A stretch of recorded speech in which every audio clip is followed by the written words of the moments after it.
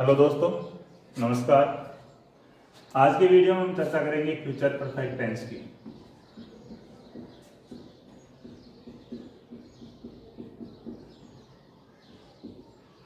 Future perfect tense का अर्थ होता है पूर्ण भविष्य काल।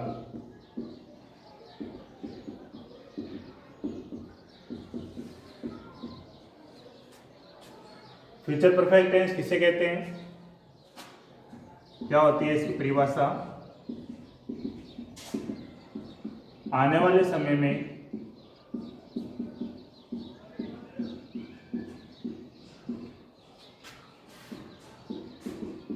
किसी क्रिया का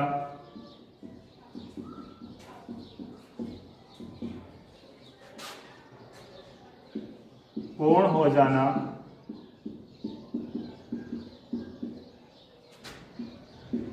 प्रकट हो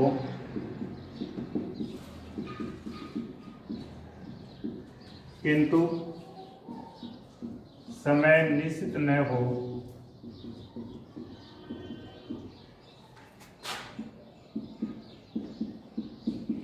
उसे फ्यूचर परफेक्ट टेंस कहते हैं।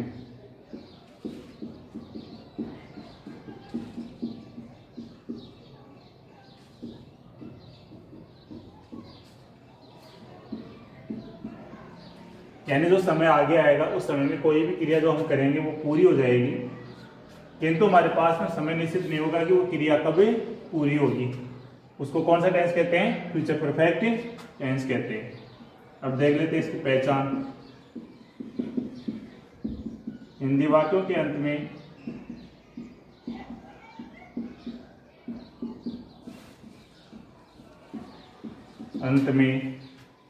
चुका होगा,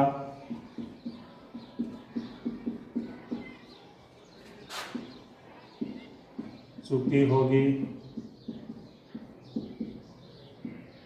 चुके होंगे, चुका होगा, चुकी होंगी,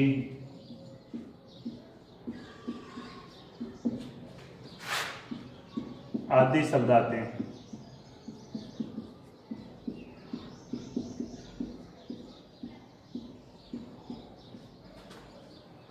हिंदी वाक्यों के अंत में चुका होगा, चुकी होगी, चुके होंगे, चुका होगा, चुकी होंगी आदि शब्द आते हैं। वो कौन सा टेंस होता है? फ्यूचर परफेक्ट टेंस होता है। हर टेंस की भांति इसमें भी वही 4 प्रकार के सेंटेंस हैं जिनके बारे में हम अभी चर्चा करेंगे। पहला जो सेंटेंस होगा वो होगा अफर्मेटिव सेंटेंस।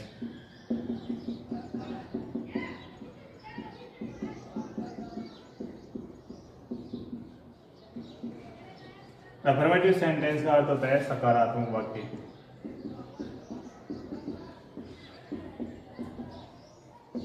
फॉर्मूला होगा सब्जेक्ट प्लस शैल विल, वही आई और वी के साथ में शैल और बाकी सबके साथ में विल, फिर लगाएंगे हैव। और इस टेंस में मेन वर्ब जो होगी मुख्य क्रिया, उसके कौन सी फॉर्म काम में लेंगे? थर्ड फॉर्म लेंगे। प्लस मेन वर्ब के बाद में आता है ऑब्जेक्ट और फिर आता है कॉम्प्लीमेंट।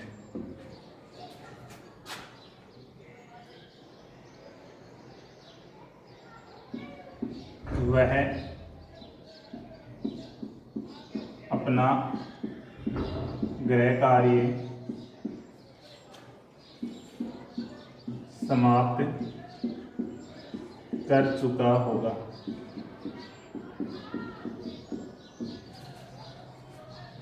यहाँ पे दिया हुआ है चुका होगा, कौन सा टेंस है? फ्यूचर परफेक्ट है। अब वह यहाँ पे सब्जेक्ट है तो ही के साथ लगाएंगे विल, हैव,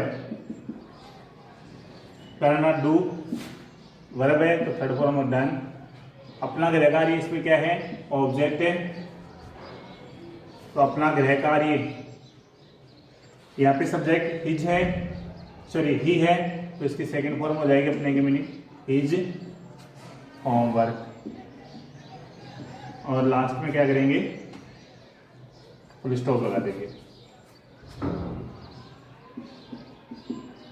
मैं चाय पी चुका हूँ।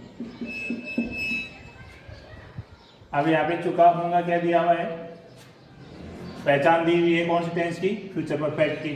सब्जेक्ट कौन है यहाँ पे, मैंने आई के साथ लगा देंगे सेल, ये नियमानुसार सेल के साथ में लगाएंगे हैव, प्लस से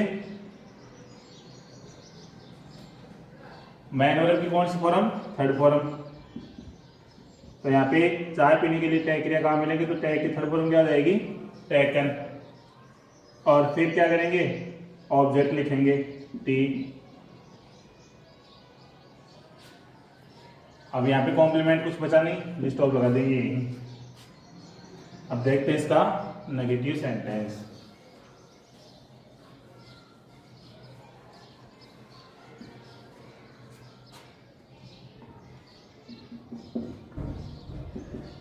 नेगेटिव सेंटेंस, नकारात्मक वाक्य।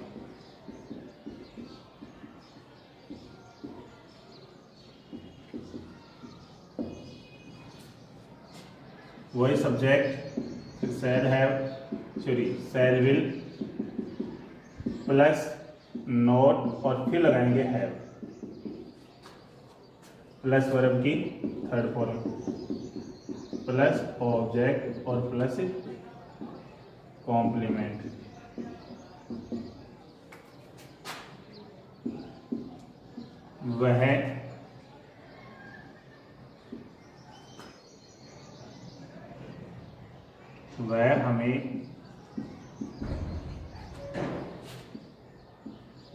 वह हमें एक पुस्तक नहीं दे चुका होगा।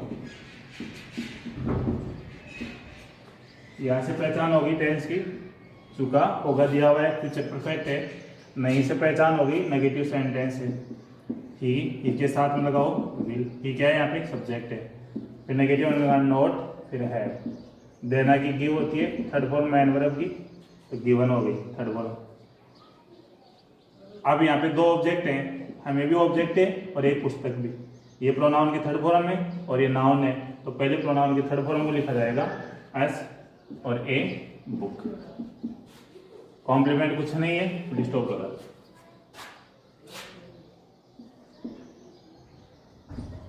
वर्षा नहीं हो चुकी होगी, वर्षा नहीं हो चुकी होगी, चुकी होगी दिया हुआ है, फ्यूचर परफेक्ट हो गया, नहीं से नेगेटिव। यहाँ पे सब्जेक्ट इंट्रोडक्टरी है, ज्ञात करते हैं, इसलिए इट काम में देंगे इट के साथ में विल, फिर नॉट, हैव। वर्षा होना पूरी वर्ब है, तो रेन। ऑब्जेक्ट भी नहीं है, कॉम्प्लीमेंट भी नहीं है, फिर स्टॉप लगा दो। ये इस प्रकार से क्या करेंगे हम, फ्यूचर परफेक्ट के नेगेटिव वाक्यों को हल कर लेंगे। अब देखते हैं इसका इंट्रोगेटिव सेंटेंस, जिसका मतलब होता है प्रश्नवाचक वाक्य।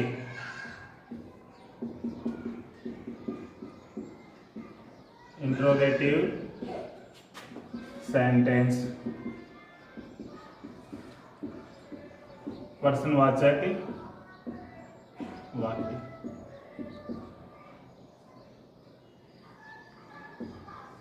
वही सबसे पहले सब्जेक्ट,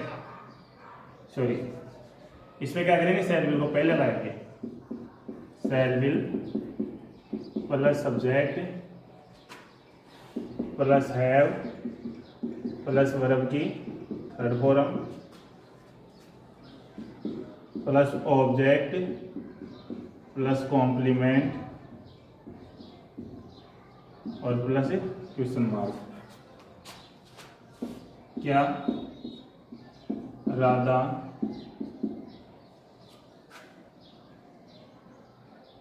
मंच पर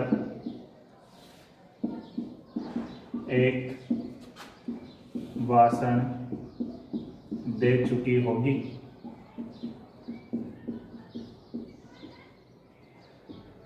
क्वेश्चन मार्क दिया हुआ है, क्या से स्टार्ट है, तो क्या करेंगे, इसको सबसे पहले ट्रांसलेट करने के लिए शैल विल से स्टार्ट करेंगे। चूंकि होगी दिया हुआ है, तो पहचान तो हो गई कि फ्यूचर परफेक्ट टेंस का वाक्य है, तो सैड विल से स्टार्ट हो जाएगा। अब यहाँ पे राधा सब्जेक्ट है तो इसलिए लगा दो विल, राधा, फिर हैव। अब भाषण देना, एक भाषण, तो यहाँ पे तो ऑब्जेक्ट हो गया और देना डिलीवर्ड हो जाएगा यहाँ पे, third form. Will Radha have delivered a speech on the stage, या पोडियम भी लिख सकते हैं इसको, स्टेज का मतलब मंच, तो मंच को पोडियम भी कहते हैं। और अंत में क्या करेंगे, क्वेश्चन मार्क लगा देंगे। अगर पर्सन सूचक शब्द सेंटेंस के बीच में आता है तो उसके लिए फॉर्मूला है WH वर्ड, फिर shall will plus subject plus have plus verb की third form plus object plus complement और प्लस क्वेश्चन मार्क।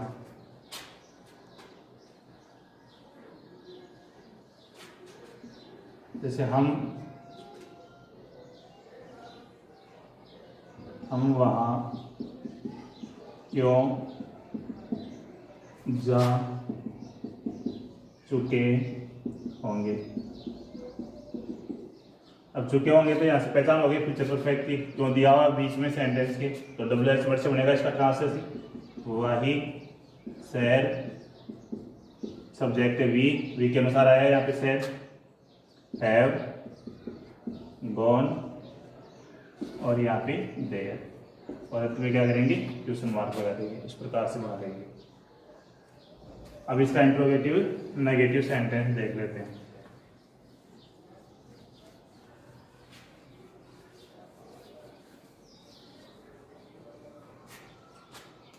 चौथा है इसका इंट्रोगेटिव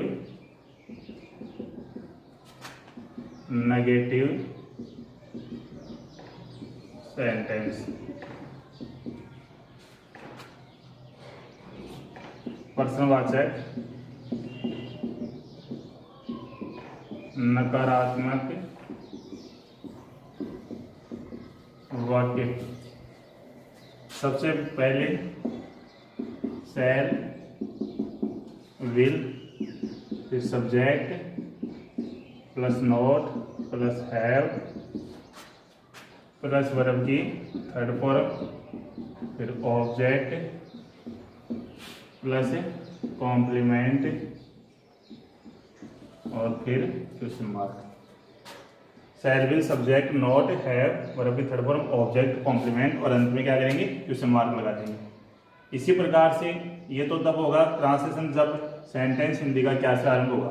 अगर क्वेश्चन वर्ड पर्सन सूचक शब्द सेंटेंस के बीच में दिया हुआ है तो उसका ट्रांसलेशन WH वर्ड से हो जाएगा आरंभ। तो WH वर्ड आ जाएगा पहले, फिर आ जाएगा शैल विल, फिर आ जाएगा सब्जेक्ट, फिर आ जाएगा नोट और फिर आ जाएगा हैव और फिर वर्ब की थर्ड फॉर्म, फिर ऑब्जेक्ट और फिर कॉम्प्लीमेंट और अंत में क्या आ जाएगा, क्वेश्चन मार्क आ जाएगा। वह हमें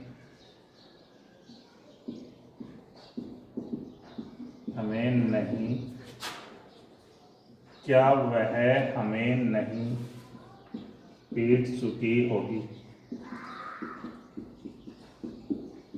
क्वेश्चन मार्क दिया हुआ है, कैसा आरंभ है, तो ये सेंटेंस किस प्रकार का हुआ, इंट्रोगेटिव।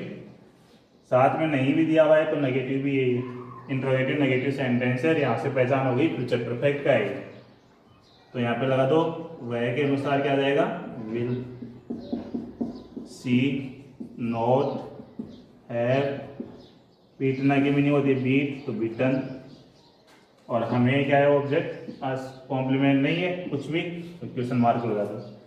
अगर ये सेंटेंस हमें इस प्रकार से दिया होता, वह हमें क्यों नहीं पीट चुकी होगी, वह हमें क्यों नहीं पीट चुकी होगी, तो वाक्य के बीच में क्यों आता, तो ये इसका ट्रांसलेशन किससे बनता, वाई से आरंभ होता और फिर हेल्पिंग वर्ब आती शैल विल, और उसके बाद में सेम फॉर्मूला यही होता है। अभी इस टेंस की एक विशेषता है, वो आपको मैं बता देता हूं। इस टेंस में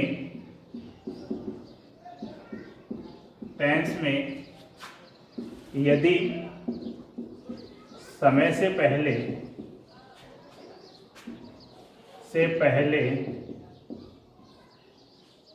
इस टेंस में यदि समय से पहले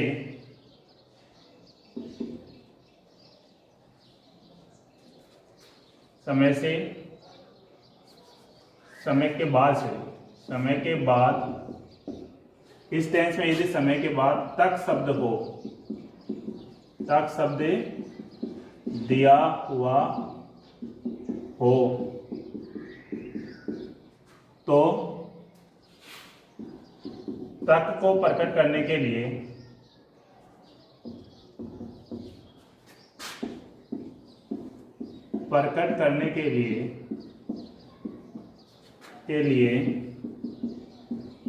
समय से पहले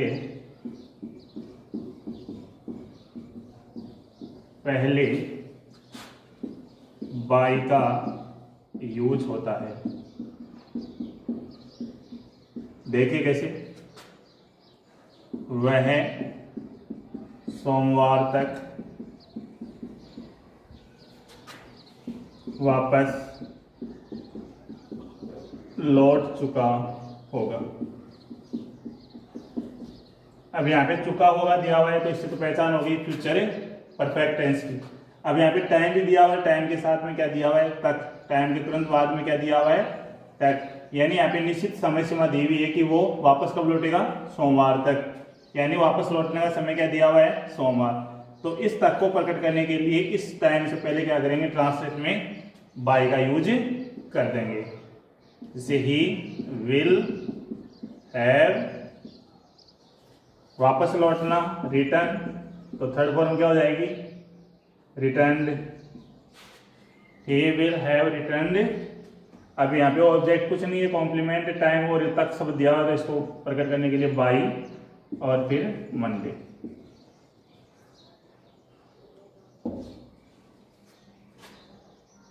इसी प्रकार से बहुत सारे सेंटेंस बन सकते हैं। जैसे वह 2022 तक इस विद्यालय में पढ़ा चुका होगा। वह मंगलवार तक खेतों में काम कर चुका होगा। वह 2 बजे तक अपना गृह कार्य कर चुका होगा। तो इस प्रकार से बहुत सारे सेंटेंस हम बना सकते हैं। और उस टाइम में क्या होता है, टाइम के साथ में तक शब्द दिया होता है, तो तक को प्रकट करने के लिए टाइम से पहले ट्रांसलेट में क्या करते हैं, बाय का यूज करते हैं। दोस्तों, ये वीडियो कैसा लगा कमेंट में जरूर बताना, और लर्न टू इंग्लिश जो अपना चैनल है उसको सब्सक्राइब करना ना भूलें। थैंक्स।